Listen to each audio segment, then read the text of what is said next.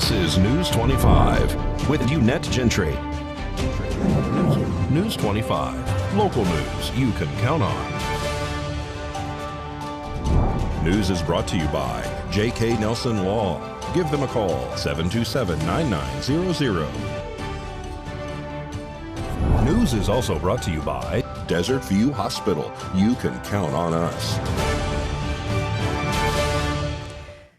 Good evening. Today is Monday, April 24th, 2023. I'm Missy Kohler sitting in for Unette Gentry with News 25.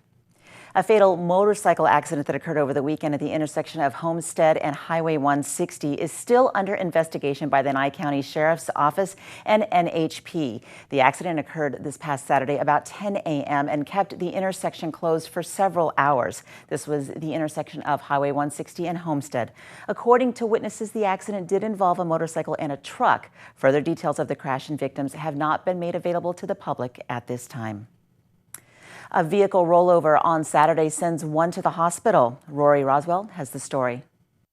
News 25 was on scene at Kellogg and Homestead Road this past Saturday for a single vehicle rollover, as you can see from the pickup truck behind me. It was reported that the driver of the pickup truck was passing other vehicles on the roadway on Homestead Road, then allegedly hit the curb and a bush, which caused the vehicle to flip over. There were 2 occupants in the vehicle, and it is confirmed that at least one of the occupants was transported to Desert View Hospital. This is Roy Rosa reporting for News 25. A travel trailer goes up in flames this past weekend. News 25, Rory Roswell once again has the story. News 25 was on location for a structure fire on David Street this past Saturday. According to Chief Scott Lewis of Pahrump Valley Fire and Rescue, the fire involved a travel trailer placed at the rear end of the property, which was used for storage.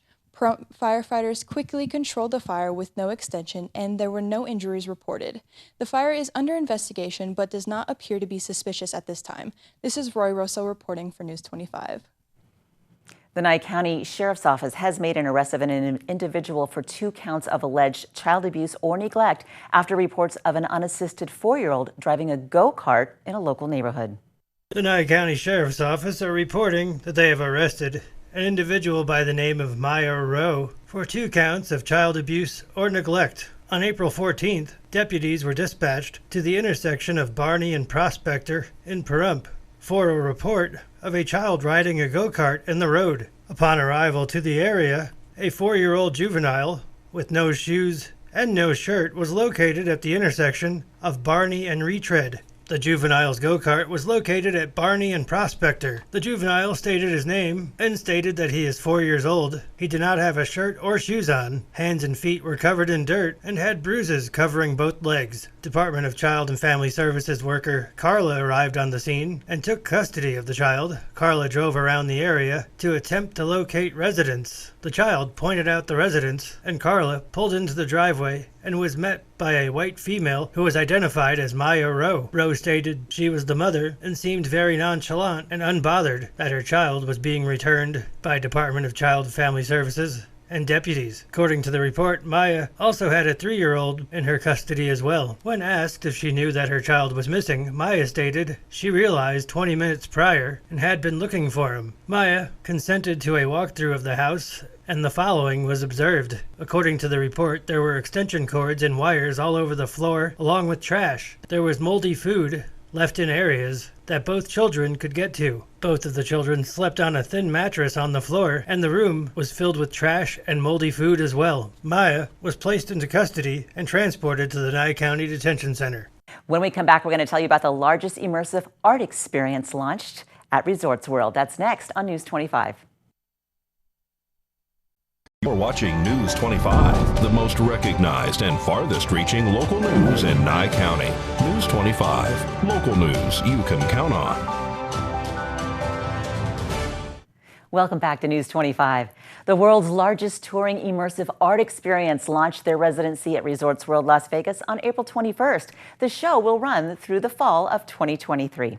Transfix, the world's largest touring immersive art experience, is pleased to announce its inaugural edition, launching April 21st, 2023 at Resorts World Las Vegas. Transfix will present nearly 50 interactive kinetic, illuminated, and AI fire-breathing artworks by international artists. Designed to be an experience unlike any other, participants are invited to embark on their own 90 to 120-minute sensory journey through a 200,000 square foot multi-level labyrinth. The venue, Resorts World Las Vegas, will feature art experiences ranging from monolithic, shape-shifting kinetics, mesmerizing tunnels, and mind-melting video installments to large-scale fire-breathing sculptures, ocular and sonic landscapes, and 10 artist-designed bars, hidden lounges, and speakeasies. Transfix tickets are on sale now. The experience will open to the public on April 21st, 2023, and will run through fall of 2023.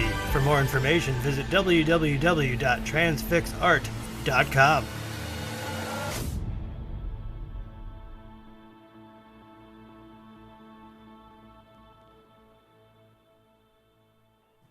Adding that one to my list of shows to see. Time now for a look at sports. Here's Mikey.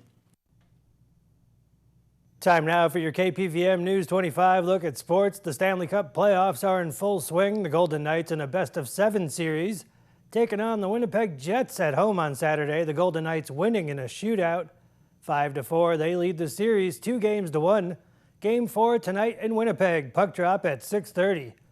The Las Vegas Aviators were in Sugar Land, Texas over the weekend against the Sugar Land Space Cowboys. Yes, that's their real name. Taken 3 out of 5 in a 5-game series. They won last night 4-3. They'll be home tomorrow night hosting the Tacoma Rainers at Las Vegas Ballpark at 7:05. Speaking of baseball, Major League Baseball team, the Oakland A's, have signed a binding agreement to purchase land in Las Vegas. Team officials announced they finalized the agreement to buy a 49-acre site just west of the Strip and hope to play there beginning in 2027. The A's hope to break ground next year on a stadium with a seating capacity of 30 to 35,000. And this Saturday, April 29th, from 10 a.m. to 2 p.m., the Pahrump Valley High School baseball team will be at the Pahrump Valley Auto Plaza for a fundraising car wash. They'll even be serving up some hot dogs. So go support your high school team. Back to the desk. Thanks, Mike. The city of Las Vegas has come up with a way to use plants that need little water but still attract bees and birds. Nancy Burns from KCLV Channel 2 Las Vegas has more. We hear about it in the news nearly every week. Low water in Lake Mead, the need for Nevada, California, Utah, and Arizona to divvy up the water supply fairly and conserve. The fact is, Southern Nevada is already doing its part and more to cut back on water usage. And although our population has grown by approximately 750,000 people from 2002 to 2021, we have reduced our water usage by about 48% in that same amount of time. And here is one of the latest small but mighty steps that has recently been implemented by the city of Las Vegas. Mighty because this sidewalk garden in the Bearden Family Park is not only beautiful and desert friendly. We have 3 different species of penstemon. We have firecracker penstemon, we have Palmer's penstemon. It addresses yet another issue, maybe not seen on the news as often as the bathtub ring around Lake Mead, but something many would say is just as important, the need to balance development with our environment, especially when it comes to these little guys. Welcome to one of the city's pollinator gardens here in the Medical District. We want to plant landscapes that are, I guess, congruent with our area. We want to plant plants that are native and can do well here with limited resources, limited water, poor soils, and yeah, we want to make spaces for birds and butterflies and bees. Brad Dossler, urban forester for the city of Las Vegas, points out the soon-to-be very colorful plants and flowers and what species they attract. We have milkweed out here, which is the main food source for monarch butterflies, so when they come through, that's what they're going to be feeding on. And then we have pad cactus. They have beautiful flowers, and the bees love those as well. Brad says when selecting the plants, he kept in mind the mesquite trees, which would grow full for birds and provide shade for us. And he even kept in mind plants that give back, thanks to seeds that blow in the wind. Some of these plants are going to reseed in the landscape. You know, once the desert marigold blooms and it sets seed, like it's going to spread around, and it's not just going to be the one plant that we planted. We're going to get freebies in there. So the next time you're in downtown Las Vegas and strolling through the Medical District, wind your way over to Wellness Way and MLK.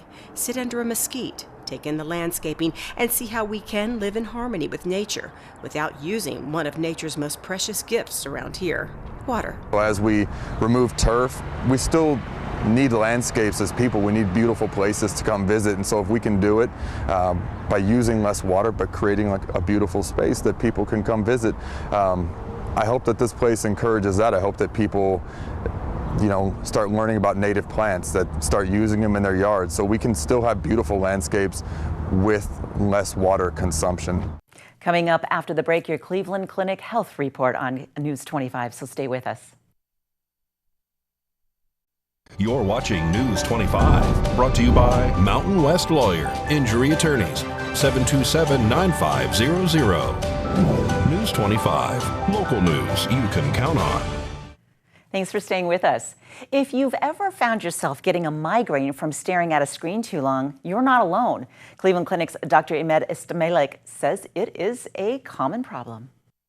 For a lot of migraine sufferers or patients who have migraines in general, screen time plays a very important role, being a common trigger among many other triggers that these patients are aware of. Dr. Estemelek says part of the reason why is migraine sufferers have photosensitivity to light. So the combination of staring at a bright screen plus the overhead lights in a room can become a trigger. He says staring at screens, especially for long periods of time, can also cause headaches, which are much less debilitating than migraines, but of course are just as uncomfortable to deal with. So what can someone do to prevent these kinds of issues? Dr. Estemelek recommends adjusting the lights in the room you're in, if possible, and also taking frequent breaks. And that doesn't mean getting rid of your computer and then switching to your phone. You should be taking a complete break from screens. That same advice applies in the evenings after work too. I think really if we can moderate the amount as well and really minimize screen time, phone time, especially in the 1 to 2 hours before someone goes to sleep, I think that will make a tremendous difference. Dr. Estemelek says another tip to consider is getting your eyesight checked to make sure you are wearing the right lenses and don't have any other eye issues that could be contributing to migraines. A special fundraiser event held over the weekend at the Hub to benefit Save a Pet. Pat Lemming from Never Forgotten Animal Society has the story. Today's Save a Pet segment is made possible by Realty Executives in Action. Put the team at Realty Executives in action for you. Hi everyone, this is Pat with Never Forgotten Animal Society, and I want to give a shout out for a fundraising event we had this weekend for Save a Pet. We were at the Hub this weekend, and Mike Hickey with Ear Candy was gracious enough to put on the fundraiser for us. It was hosted by Mary that owns the Hub. She did an outstanding job. We had a wonderful crowd. We raised over $700 worth of money and donations, and I want to put a shout out to everyone that was there. We had a wonderful turnout, and without the community support, places like this cannot exist. Never Forgotten Animal Society is funded solely by the public. We get no funding from any other agency, and through these fundraising events, we are able to raise money for needed operations, dental care, all of those kinds of things that we have to put off until the money comes in. Through Sunday's event, we're now going to be able to have an umbilical hernia fixed on one of our dogs that I haven't been able to do for several months now. So I want to do a shout out to everyone that was there, especially those that gave such great money and donations to us at the spur of a moment. So shout out to Mike Hickey. Thank you, Mike, for everything you did for us yesterday. Mary, we couldn't have asked for a better hostess, and thank you for the whole crowd that showed up at the Hub on Sunday to help support Never Forgotten Animal Society. Without the community, we could not exist. So thank you very much, guys. We really appreciate it. News 25 WeatherCam is brought to you by Lerner and Rowe Injury Attorney's Office in Pahrump. In a wreck, need a check? Call 702-877-1500.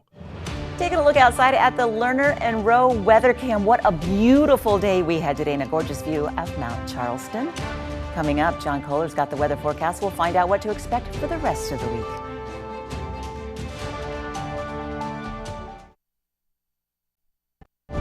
News 25 weather is brought to you by Dairy Council of Nevada. Undeniably delicious, undeniably dairy. Enjoy what's real. Hi, good evening, Nevada. It's John Kohler from the KPVM Channel 25 Weather Studios and worldwide on the local BTV app, the app that's got powerful amounts of information and entertainment. You should get it on your phone. 74 degrees out there in Fernley and Fallon. Weather Twins at the top of the map. Congratulations. The Cool Spot Award winner, Carson City, 69, checking in. Nice. 71 out there in beautiful Tonopah. Goldfield saw 74. 85 in Beatty. Sweating donkeys, yes, for sure. 89 out in Amargosa makes them the Hot Spot Award winner with Vegas. Close behind it, 88. Sure feels great poolside. And in Death Valley, you're up to your old tricks, aren't you? Triple digits. Look at you. I think that's about only the fourth time all year. 100 degrees. Congratulations. Here in the paradise of Pahrump. Okay, let's take a look. 84 degrees. That's our current temperature. 86 just a little bit earlier. Felt nice. And the winds out of the west, southwest, not really a factor. 10 miles per hour. Take it. Sun rose this morning with all its glory, hope, and promise of a new day at 5:59. Setting this evening, let's look for it to go down about 7:25 as we head to a low tonight of a scant 59 degrees. Not too bad with winds out of the northeast to 9 miles per hour. And as we head on into the week, man, it's just sunshine and paradise. Look at all this sunshine. We get a little bit of wind tomorrow, 16 mile per hour winds, but basically calms down to 10 mile per hour average throughout the rest of the week. Sunshine, the temperatures rocketing up 95 degrees by Saturday.